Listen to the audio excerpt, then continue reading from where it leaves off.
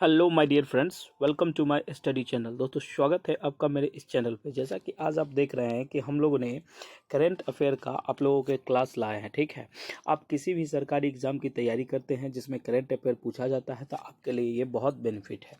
लेकिन मैं आपको इसमें बताऊँगा कि ये इसमें ऐसा क्वेश्चन है कि डायरेक्ट आपके एग्ज़ाम में हिट करेंगे क्वेश्चन। ठीक है, ये बात एकदम लिख के ले लीजिए, इसमें कहीं कोई दिक्कत वाली बात नहीं है। अगर आप हमारे चैनल पर नए हैं तो चैनल को सब्सक्राइब करिए। तो आइए शुरुआत करते हैं सबसे पहला क्वेश्चन से। ठीक है, क्वेश्चन ये कहता है कि हाल ही में देखिए, इसमें सारे तरह के वन लीनियर है, ऑप्शन टाइप है, सारा आगे आपको देखने को मिलेगा। जो जिस तरह से जैसे आया है उसको अच्छे से रट लीजिए। ठीक है, हाल ही में किसने त्रिदाद और टोबैगो हुए चुनाव में जीत दर्ज की है? तो पूर्व पीएम कमला प्रसाद विशेषर। ई बहुत भी वीआई क्वेश्चन है, ये बहुत से एग्जाम में भी देखने को मिल रहा है। हाल ही में किस राज्य में 2100 करोड़ रुपए के पीएम मित्र टेक्सटाइल पार्क की मजदूरी दी है? तो ये है मध्य प्रदेश।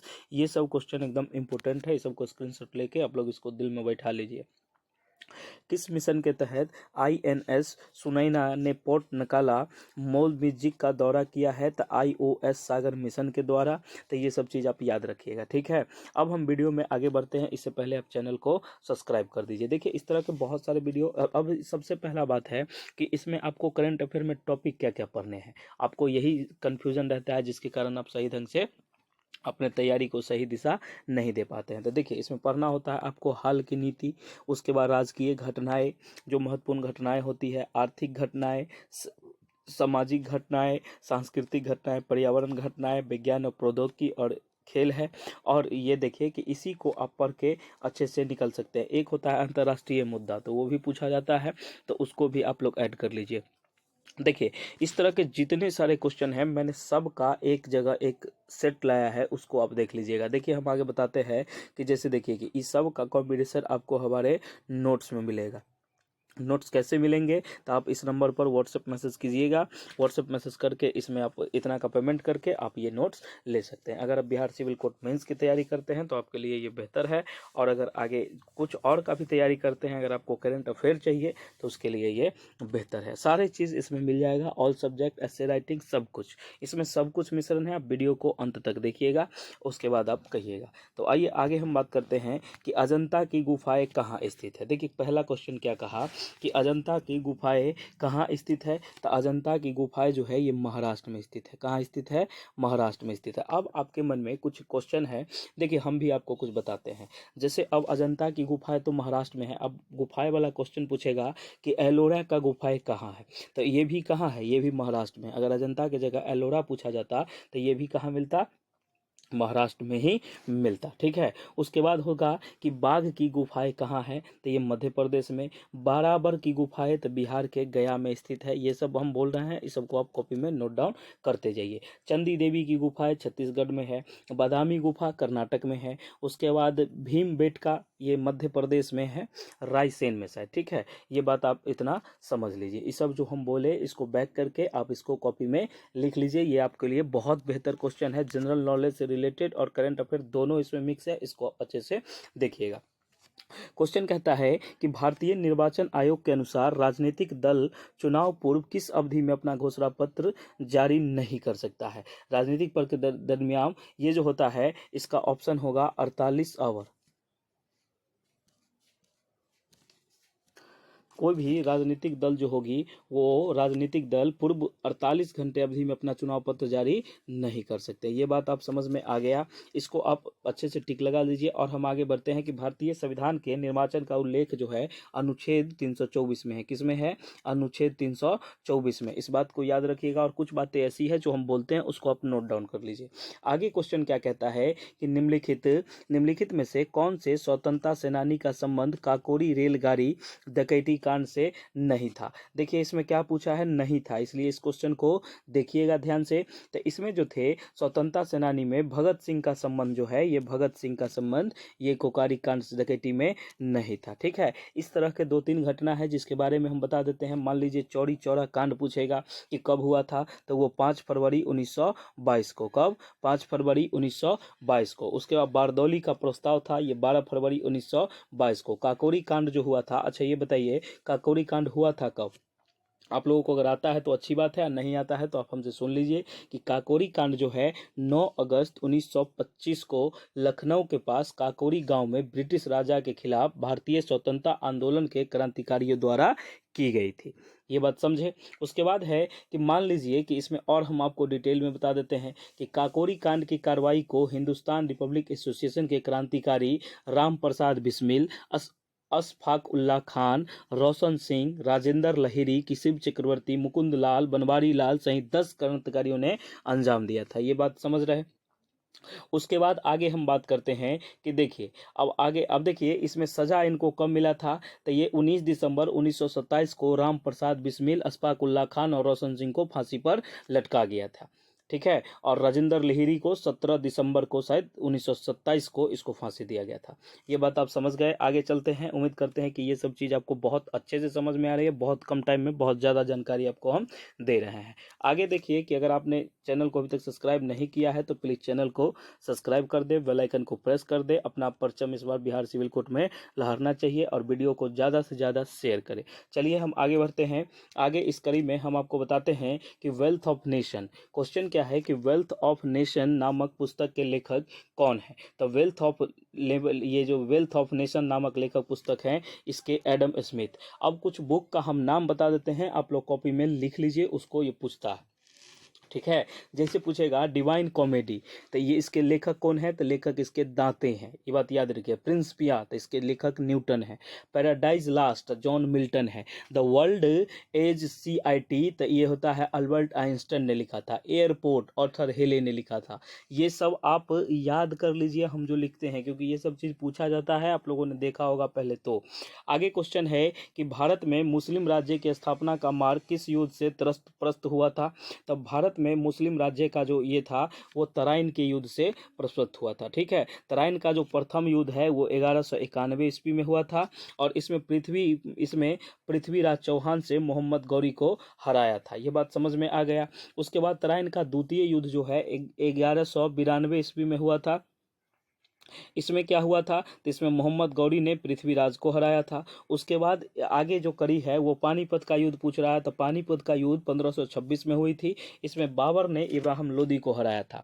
उसके बाद पानीपत की दूसरी लड़ाई जो 1556 ईस्वी में हुई थी, इसमें अकबर ने हेमू को हराया था। किसको हराया था, हेमू को हराया था। तो ये बात इतनी समझ में आ गई। हम आगे आपको और डिटेल में समझा देते हैं। देखिए आगे जो है पानीपत की जो तीसरी लड़ाई हुई थी, ये सब आप नोट करते चलिएगा। पानीपत की तीसरी लड़ाई जो हुई थी वो अहमद शाह अब्दाली ने मराठा को 1761 में पराजित किया था।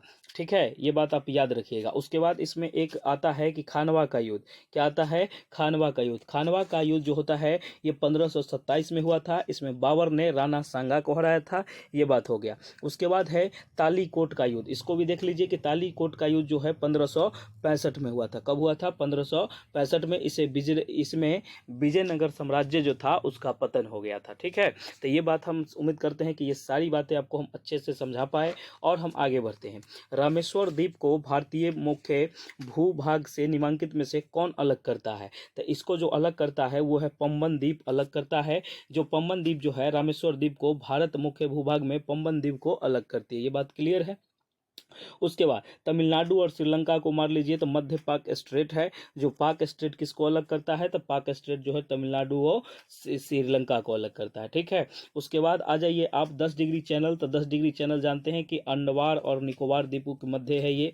उसके बाद 9 डिग्री चैनल जो है ये लक्षद्वीप और मिनिकॉय, ठीक है, इसके बीच में है। अब भारत के 2 द्वीप समूह हैं, आपको पता है, अंडमान निकोबार द्वीप, उसके बाद लक्षद्वीप द्वीप समूह। उसके बाद जो पूछा जाएगा कि अंडमान निकोबार द्वीप समूह कहाँ है, तो अंडमान निकोबार द्वीप समूह बंगाल की खाड़ी में है। उसके बाद पूछा जाएगा कि लक्षद्वीप कहाँ है, तो ये अरब सागर में स्थित है।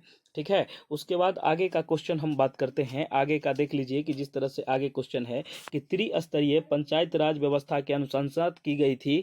त्रिस्तरीय त्रिस्तरीय पंचायत राज व्यवस्था की अनुशंसा की गई थी कहाँ? तो ये जो है इसमें अनुशंसा की गई थी ये बलवंत राय मेहता समिति के द्वारा, ठीक है। उसके बाद इसमें और हम बता देते हैं कि 2 अक्टूबर 1959 ईस्वी में पंडित जवाहरलाल नेहरू ने राजस्थान राज्य में पंचायती राज को प्रारंभ किया था। उसके बाद 73वां संविधान संशोधन पंचायती राज से संबंधित है। इतनी बात आपको समझ में आ गई। उसके बाद आगे क्वेश्चन करते हैं कि सेंटर फॉर एडवांस टेक्नोलॉजी का मुख्यालय कहाँ है? तो इसका जो टेक्नोलॉजी का मुख्य है वो इंदौर में है। कहाँ है? इंदौर में है। इसमें हम आगे आपको बता देते हैं कि केंद्रीय औषधि अनुसंधान ये है लखनऊ में। कहाँ है? लखनऊ में क्या चीज़ है? तो केंद्रीय अनुसंधान ये है तो औषधि वाला। केंद्रीय आलू अनुसंधान है ये शिमला में है। इतना बात आप याद रखिएगा। और चेन्नई में क्या है? तो चेन्नई में है केंद्रीय चमड़ा अनुसंधान संस्था जो है वो चेन्नई में है। उम्मीद करते हैं ये सारी जानकारी आपने कॉपी में नोट डाउन कर लिया है। अगर आपने अभी तक चैनल को सब्सक्राइब नहीं किया है तो प्लीज़ चैनल को सब्सक्राइब करें। आगे क्वेश्चन क्या कहता है कि भारतीय विश्वविद्यालय अधिनियम कब पारित हुआ था? तो ये 1904 ईस्वी में पारित हुआ था। उसके बाद लॉर्ड कर्जन के काल में विश्वविद्यालय पर सरकारी नियंत्रण बढ़ाने के लिए लाया गया था इसको। किसके काल में? तो लॉर्ड कर्जन के काल में। उसके बाद इसमें एक दो चीज़ और ले लीजिए कि 1916 में लॉर्ड हार्डिंग को बनारस हिंदू विश्वविद्यालय का कुलपति नियुक्त किया गया था और 1922 ईस्वी में विश्व भारतीय विश्वविद्यालय में कार्य करना प्रारंभ किया था। ये इतना बात आपको समझ में आ गई। उसके बाद क्वेश्चन है कि वैध मुद्रा का अर्थ क्या होता है? तो वैध मुद्रा जो है ये करेंसी को कहते हैं। किसको कहते हैं? करेंसी नोट को कहते हैं। ये बात आपको समझ में आ गई। उसके बाद पूछा जाएगा कि प्रतीक मुद्रा जो आज तक हम प्रयोग करते हैं उसको प्रतीक मुद्रा कहते हैं। अब भारत में आरबीआई करेंसी नोट की वैधता को प्रमाणित करते हैं और प्लास्टिक मनी कार्ड को भी कहते हैं। ये जो है प्लास्टिक मनी क्रेडिट कार्ड को कहते हैं। इतना बात तो समझ में आ गया। विनिमय पत्र तो ये समझते हैं, ड्राफ्ट तो अलग चीज़ होता है। ये सब चीज़ उम्मीद करते हैं कि आपको समझ में आती होगी। आगे हम बात करते हैं कि देखिए किस अधिनियम के द्वारा, आगे क्वेश्चन क्या कहता है कि किस अधिनियम के